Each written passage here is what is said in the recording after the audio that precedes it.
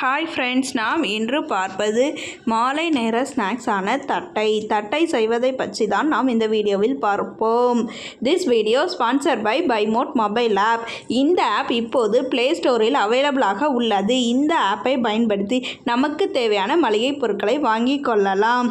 தட்டை செய்வதற்கான தேவையான பொருட்கள்: 2 கப் அரிசி மாவு, 1 டேபிள் ஸ்பூன் ஜீரகம், ஊற வைத்த கடலைப்பருப்பு 1 டேபிள் ஸ்பூன்,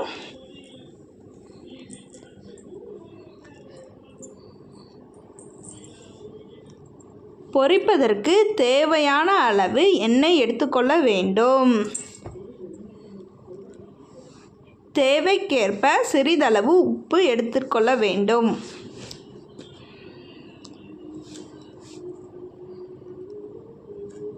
கால் டேபிள் ஸ்பூன் பெருங்காயம்,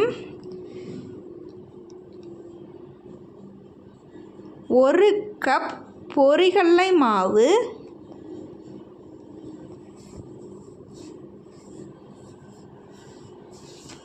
நாம் இப்போது ஒரு பெரிய பவுலில் 2 கப் அரிசி மாவு, 1 கப் பொரிகடலை மாவு, அதனுடன் 1 டேபிள் ஸ்பூன் கடலைப்பருப்பு, ஜீரகம், தேவையான அளவு உப்பு,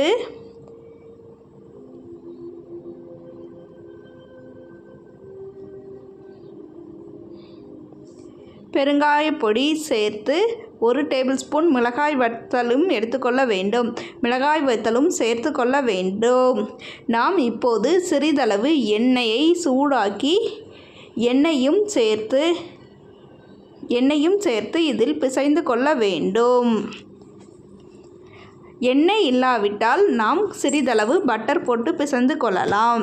நாம் இப்போது சிறிதளவு தண்ணீர் ஊற்றி நாம் நன்றாக கோதுமை மாவு பதத்திற்கு நன்றாக பிசைந்து எடுத்துக்கொள்ள வேண்டும்.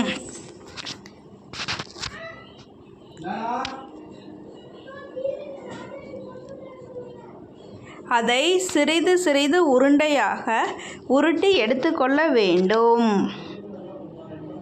நாம் இப்போது ஒரு கடாய் பற்ற வச்சு கடாயில் எண்ணெய் ஊற்றி எண்ணெய் நன்றாக சூடேற வேண்டும். சூடேறிய பிறகு நாம் ஒரு பாலித்தீன் பேப்பரில் சிறிய உருண்டையை